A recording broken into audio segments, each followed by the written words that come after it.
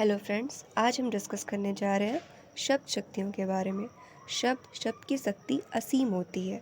कहा भी गया है कि हमें अपने शब्दों का चुनाव बहुत ही सोच समझ कर करना चाहिए, ताकि जिससे कि जब भी हम किसी से भी कोई बात करें तो हमारा जो व्यक्तित्व का प्रभाव हो वो अच्छा पड़े।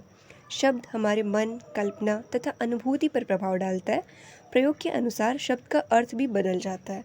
जैसे कि कोई शब्द ऐसे होते हैं जिनका यूज़ हम किसी अन्य अर्थ में करना चाहते हैं, लेकिन उसका प्रयोग किसी अन्य अर्थ में हो जाता है।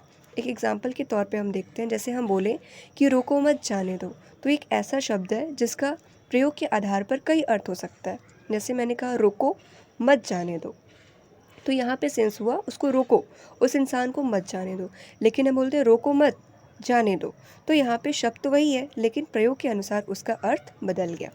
कहने का तात्पर्य ये है कि अभिष्ट अर्थ श्रोता तक पहुँचाने की क्षमता अथवा शब्द में छिपे हुए तात्पर्य को प्रसंगानुसार स्पष्ट करने की सामर्थ्य ही शब्द शक्ति कहलाती है।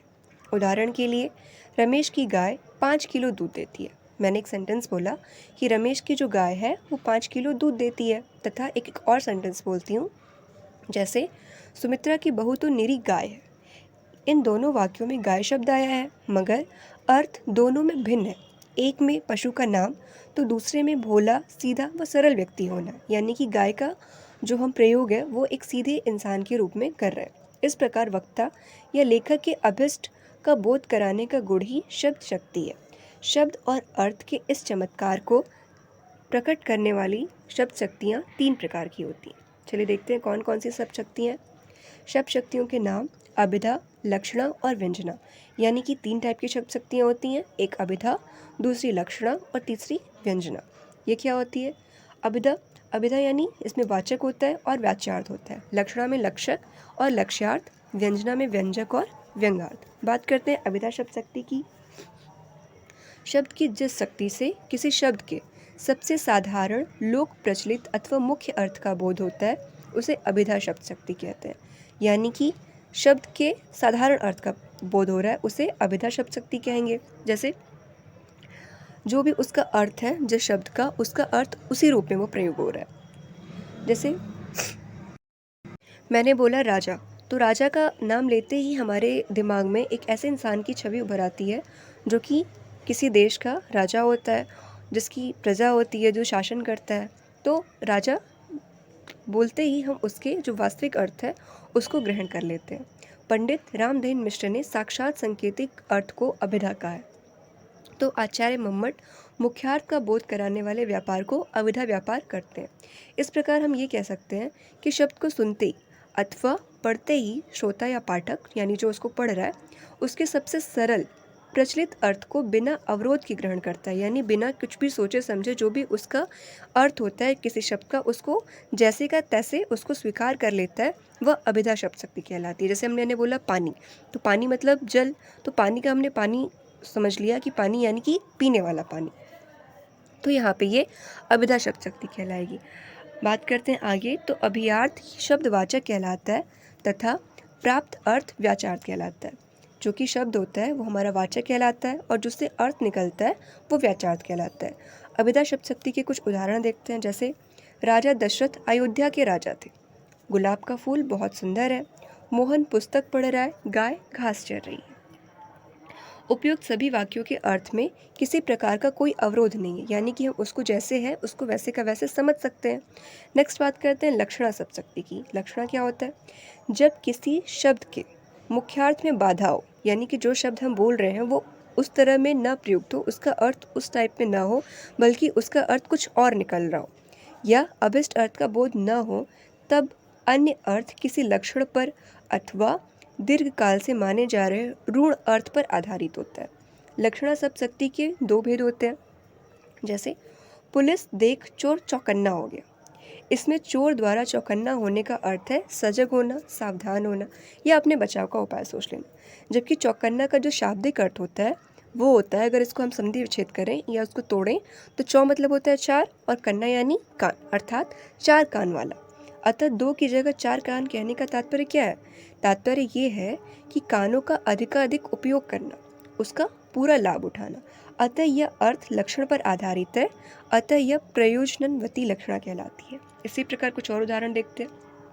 जैसे राजेश का पुत्र तो ऊँट हो गया।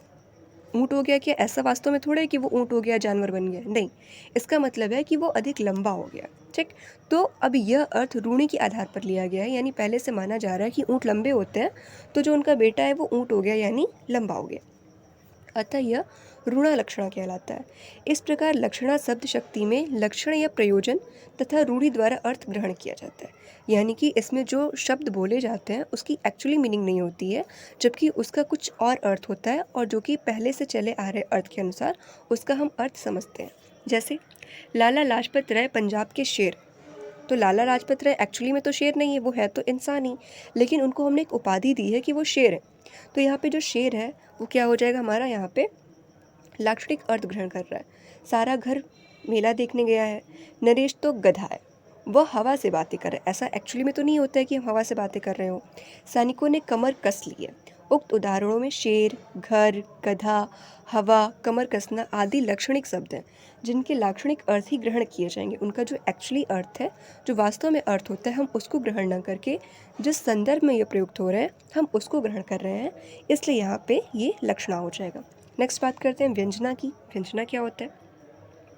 व्यंजना शब्द शक्ति, जब किसी शब्द का अर्थ न अभिधा से प्रकट हो न लक्षणा से, यानी कि जब कोई शब्द न तो अपना एक्चुअली या वास्तविक मीनिंग प्रकट करता हो और ना ही उसका अर्थ किसी अन्य अर्थ में प्रयोग हो, बल्कि कोई अन्य अर्थ ही प्रकट करता हो, वह व्यंजना शब्द शक्ति होती है। व्यंजना का अर्थ है विकसित करना, स्पष्ट करना या रहस्य खोलना। अतः किसी शब्द का छुपा हुआ अन्य अर्थ ज्ञात करना ही व्यंजना शब्द शक्ति कहलाती है। इसमें जो होता है कथन के संदर्भ के अनुसार एक ही शब्द के अलग अलग अर्थ प्रयोग होते हैं, तो कभी श्रोता या पाठक की कल्पना शक्ति कोई नया अर्थ गढ़ लेती है। इस प्रकार व्यंजना शब्द शक्ति विविध आयामी अर्थ अभिव्यक्ति का सशक्त माध्यम है। जैसे संध्या हो गई, ठीक, तो संध्या हो गई एक वर्ड हमने बोला, तो इसका जो वक्ता है वो अपने सोचने के अनुसार इसका अर्थ कई तरीके से निकाल सकता है। जैसे कि जो चरवाहा हो उसके लिए संध्या हो गई, यानी शाम की चरवाहे के लिए शाम का समय जो है वो घर लौटने का है। और पुजारी की बात करें तो पुजारी के लिए ये पूजन वंदन का समय है।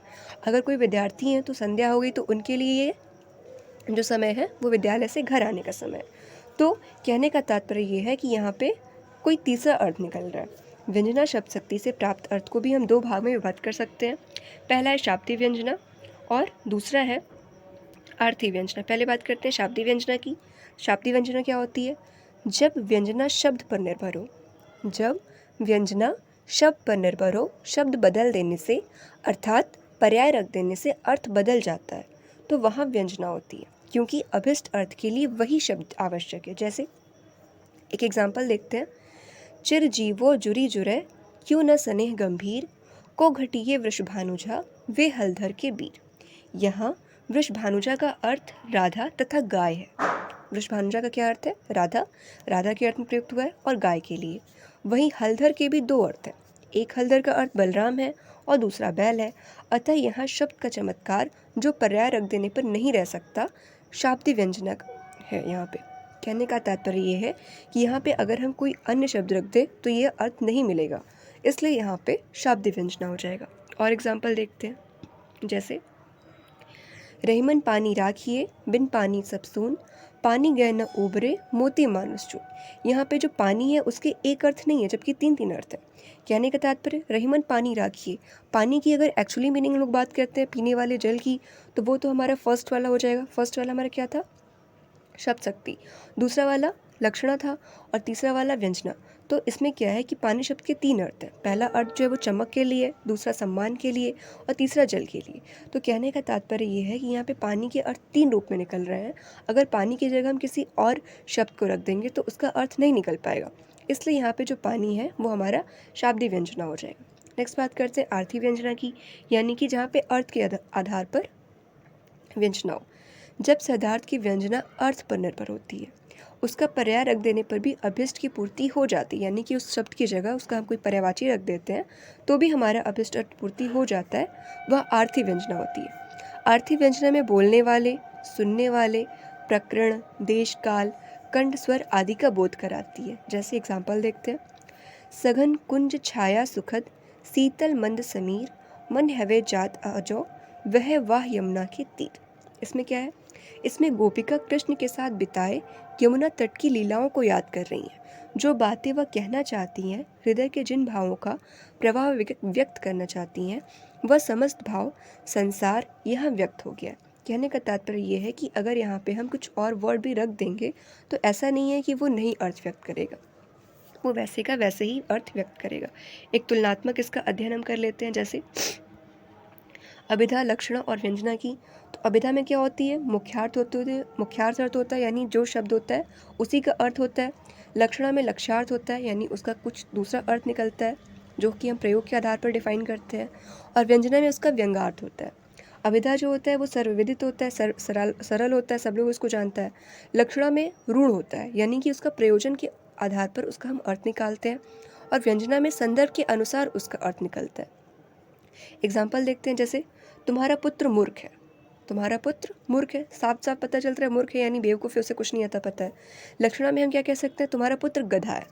यहाँ पे मूर्ख की जगह हमने किस वर्ड का यूज़ किया, गधे का। तो यहाँ पे जो गधा है वो क्या हो रहा है, गधे का अर्थ हम ऐसे समझते हैं कि कोई जो इंसान है वो मूर्ख है, तो यहाँ पे लक्षणा हो जाएगा। व्यंजना देखते हैं, तुम्हारा पुत्र तो बृहस्पति का अवतार है। तुम्हारा पुत्र तो बृहस्पति का अवतार है। एक्चुअली में वो बृहस्पति का अवतार नहीं है, लेकिन उसको मैं उपाधि दे रहे हैं, उसके बारे में हम ये कह रहे हैं कि वो बृहस्पति का अवतार है। यहाँ पे उस संदर्भ में हम प्रयुक्त कर रहे हैं, इसलिए यहाँ पे ये व्यंजना हो जाएगा। कुछ एग्जाम्पल्स देख लेते हैं, कुछ क्वेश्चंस। जैसे कि पहला क्वेश्चन है, अभिधा शब्द शक्ति से प्राप्त अर्थ क्या कहलाता है।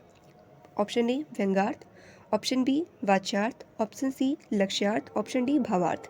तो इसका करेक्ट आंसर हो जाएगा अभिधा शब्द शक्ति से प्राप्त अर्थ वाच्यार्थ कहलाता है। नेक्स्ट क्वेश्चन, लक्षण पर आधारित अर्थ प्राप्त होता है किससे, अभिधा से, व्यंजना से, लक्षणा से, या लक्षण एवं व्यंजना दोनों से। तो क्वेश्चन में जो लिखा है लक्षण, उसी से साफ साफ पता चल रहा है कि लक्षण पर जो आधारित अर्थ है वो लक्षणा से प्राप्त होता है। नेक्स्ट, परंपरागत ऋण अर्थ व्यंजित होता है किससे, ऑप्शन ए व्यंग से, ऑप्शन बी लक्षण से, ऑप्शन सी सरलार्थ से, ऑप्शन डी संकेत से। तो परंपरागत ऋण जो अर्थ होता है, अभी हम पढ़े थे, ये किससे विकसित होता है, लक्षण से। तो इसका करेक्ट आंसर जो होगा वो यहाँ पे लक्षण हो जाएगा। आशा करते हैं आपको शब्द शक्ति समझ में आई होगी। मिलते हैं नेक्स्ट वीडियो में, तब तक take care, thanks for watching.